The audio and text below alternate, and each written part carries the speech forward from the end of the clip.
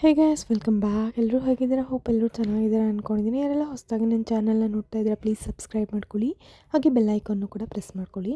ಇವತ್ತಿನ ರೆಸಿಪಿ ಬಂದು ಅವರೆಕಾಳು ಅಕ್ಕಿ ರೊಟ್ಟಿ ಹಾಗೆ ಸ್ಪೆಷಲ್ ಕೋಕೋನಟ್ ಚಟ್ನಿನ ಮಾಡೋದು ಹೇಗೆ ಅಂತ ತೋರಿಸ್ಕೊಡ್ತಾ ಇದ್ದೀನಿ.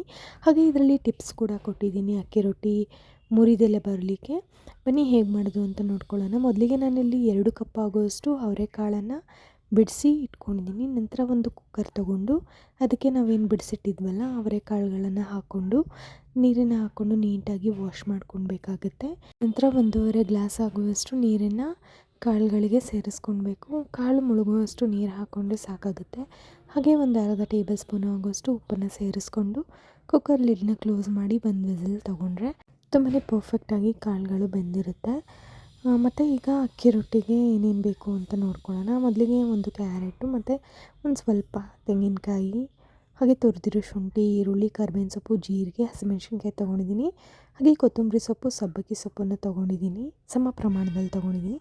ಒಂದು ಬಾಣಲಿ ತೊಗೊಂಡು ನಾವೇನು ಈಗಾಗಲೇ ತೋರಿಸಿದ್ವಲ್ವ ಇದನ್ನೆಲ್ಲ ಒಂದು ಬಾಣಲಿಗೆ ಹಾಕೋಬೇಕು. ಹಸಿಮೆಣ್ಸಿನ್ಕಾಯಿ, ಕ್ಯಾರೆಟು, ಜೀರಿಗೆ, ಕರಿಬೇವಿನ ಸೊಪ್ಪು, ಈರುಳ್ಳಿ, ಕೊಬ್ಬರಿ, ಹಾಗೆ ಸಬ್ಬಕ್ಕಿ ಸೊಪ್ಪು ಮತ್ತು ಕೊತ್ತಂಬರಿ ಸೊಪ್ಪನ್ನ ನೀಟಾಗಿ ಹಾಕ್ಕೊಂಡು ಎಲ್ಲ ಮಿಕ್ಸ್ ಮಾಡ್ಕೊಳ್ಬೇಕಾಗುತ್ತೆ. ಯಾಕಂದರೆ ಈರುಳ್ಳಿ, ಕ್ಯಾರೆಟ್ ಮತ್ತು ಕೊಬ್ಬರಿಯಲ್ಲಿ ನೀರಿನ ಅಂಶ ಇರೋದ್ರಿಂದ ಒಂದು ಸತಿ ನಾವು ಕ್ಲೀನಾಗಿ ಮಿಕ್ಸ್ ಮಾಡ್ಕೊಳ್ಬೇಕಾಗತ್ತೆ. ಹೀಗೆ ಮಾಡೋದ್ರಿಂದ ನಮಗೆ ಎಷ್ಟು ನೀರು ಬೇಕಾಗುತ್ತೆ ಅನ್ನೋದು ಗೊತ್ತಾಗುತ್ತೆ. ನಾನು 2 ಕಪ್ ಆಗುವಷ್ಟು ಅಕ್ಕಿ ಹಸಿಟ್ಟನ್ನ ತೊಗೊತಾ ಇದ್ದೀನಿ. ನಿಮ್ಮ ಮನೆಯಲ್ಲಿ ಎಷ್ಟು ಜನ ಇದ್ದಾರೆ ಅಂತ ನೋಡಿಬಿಟ್ಟು ನೀವು ಕ್ವಾಂಟಿಟಿನ ಜಾಸ್ತಿ ಕಡಿಮೆ ಮಾಡ್ಕೋಬೋದು. ನಾನಿಲ್ಲಿ 2 ಕಪ್ ತೊಗೊಂಡಿದ್ದೀನಿ. ಹಾಗೆ ಚೆನ್ನಾಗಿ ಒಂದು ಮಿಕ್ಸ್ ಕೊಟ್ಬಿಟ್ಟು ಸ್ವಲ್ಪ ಉಪ್ಪನ್ನು ಸೇರಿಸ್ಕೊತಾ ಇದ್ದೀನಿ. ನೋಡ್ಕೊಂಡು ಹಾಕೋಬೇಕು.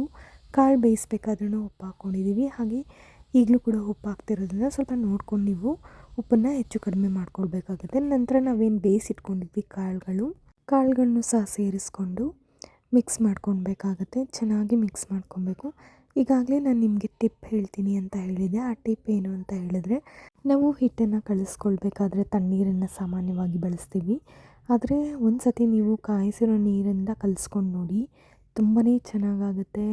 ಏನೂ ಟೆನ್ಷನ್ ಇರೋದಿಲ್ಲ. ಕಿತ್ತೋಗುತ್ತೆ, ಮುರಿದೋಗುತ್ತೆ, ಹಾಗೆ ತಟ್ಕೊಳ್ಳೋದಕ್ಕೆ ತುಂಬ ಕಷ್ಟ ಆಗುತ್ತೆ ಅಂತ ಏನಿಲ್ಲ. ನೀವು ಇದನ್ನು ಬಟರ್ ಪೇಪರ್ ಅಥವಾ ಪ್ಲಾಸ್ಟಿಕ್ ಪೇಪರ್, ಆಯಿಲ್ ಪೇಪರ್ ಯಾವುದ್ರಲ್ಲಿ ಬೇಕಾದರೂ ತಟ್ಕೊಳ್ಬೋದು. ತುಂಬಾ ಚೆನ್ನಾಗಿ ಬರುತ್ತೆ. ಇನ್ಸ್ಟೆಂಟಾಗಿ ಕೂಡ ಅಕ್ಕಿ ರೊಟ್ಟಿನ ತಟ್ಕೊಳ್ಬೋದು. ಹಾಗಾಗಿ ನಾನು ಇಲ್ಲಿ ಚಟ್ನಿನ ಮಾಡ್ಕೊಳ್ಳೋದ್ರಿಂದ ಒಂದು 5 ನಿಮಿಷ ಎತ್ತಿಡ್ತಾ ಇದ್ದೀನಿ.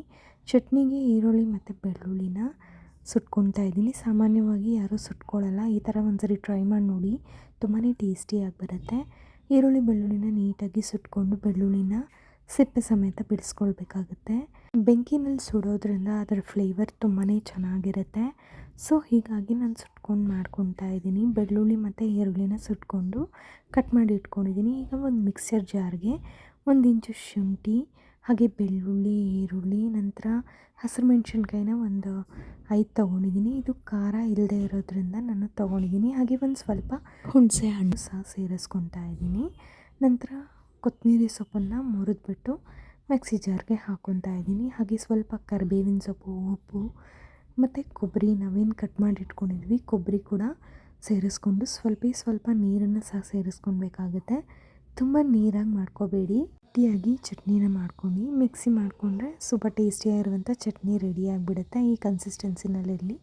ನೆಕ್ಸ್ಟ್ ತವ ಕಾಯಲಿಕ್ಕಿಟ್ಟು ಒಂದು ಉಂಡೆನ ತೊಗೊಂಡು ಪ್ಲಾಸ್ಟಿಕ್ ಪೇಪರ್ ಮೇಲೆ ಎಣ್ಣೆನ ಸವರ್ಕೊಂಡಿದ್ದೀನಿ. ನೀವು ಸವರ್ಕೊಂಡು ನೋಡಿ, ನಾನು ತೋರಿಸ್ತಾ ಇದ್ದೀನಿ. ರೌಂಡ್ ಶೇಪಲ್ಲಿ ರೌಂಡಾಗಿ ನೀವು ತಟ್ಕೊಳ್ಬೋದು. ನೀಟಾಗಿ ಬರುತ್ತೆ ನೋಡಿ, ಎಲ್ಲೂ ಒಡೆಯೋದಿಲ್ಲ. ತವಾ ಮೇಲೆ ಹಾಕ್ಕೊಂಡು ಎಣ್ಣೆನ ಹಾಕ್ಕೊಂಡು ನೀಟಾಗಿ 2 ಕಡೆ ಬೇಯಿಸ್ಕೊಂಡ್ರೆ ತುಂಬಾ ರುಚಿಯಾಗಿರುತ್ತೆ. ನಿಮಗೆ ಸೈಡ್ಗೆ ಚಟ್ನಿ ಬೇಕು ಅಂತಲೇ ಏನೂ ಇಲ್ಲ. ಹಾಗೆ ಕೂಡ ತುಂಬಾ ಚೆನ್ನಾಗಿರುತ್ತೆ. ನೀವು ಹಾಗೆಯೇ ಕೂಡ ತಿನ್ಬೋದು ಚಟ್ನಿ ಇಲ್ಲದೇ ಸಹ.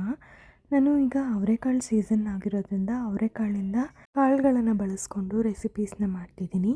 ಫಸ್ಟ್ ರೆಸಿಪಿ ಬಂದು ಅಕ್ಕಿ ರೊಟ್ಟಿ ಮಾಡ್ತಿದ್ದೀನಿ. ಇನ್ನಷ್ಟು ನಾನು ಅವರೆಕಾಳಿಂದ ಏನೇನು ಮಾಡ್ಬೋದು ಅಂತ ನಿಮಗೆ ತೋರಿಸ್ಕೊಡ್ತೀನಿ.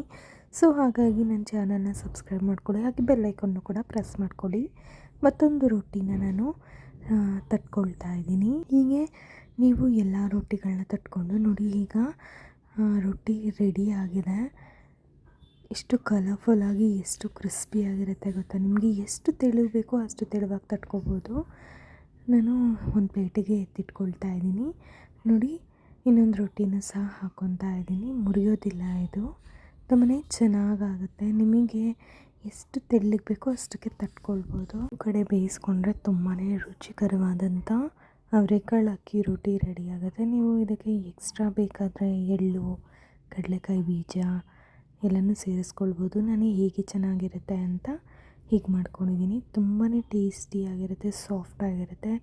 ನಿಮಗೆ ಬೇಕು ಅಂದರೆ ತುಪ್ಪ, ಎಣ್ಣೆ ಹಾಗೆ ಚಟ್ನಿ ಪುಡಿ ಜೊತೆ ಸರ್ವ್ ಮಾಡಿ ತುಂಬಾ ಚೆನ್ನಾಗಿರುತ್ತೆ. ಹಾಗೆ ತುಪ್ಪ ಕೂಡ ಹಾಕ್ಕೊಂಡು ತಿನ್ಬೋದು. ಬರೀ ತುಪ್ಪನೇ ತಿನ್ಬೋದು, ಚಟ್ನಿ ವಿತ್ ಅಕ್ಕಿ ರೊಟ್ಟಿ ತಿನ್ಬೋದು. ನನಗೆ ಚಟ್ನಿ ವಿತ್ ಅಕ್ಕಿ ರೊಟ್ಟಿ ತುಂಬ ತಿನ್ನೋಕ್ಕೆ ಇಷ್ಟ. ಸೊ ದಟ್ ನಾನು ಹೀಗೆ ಮಾಡ್ಕೊಂಡಿದ್ದೀನಿ.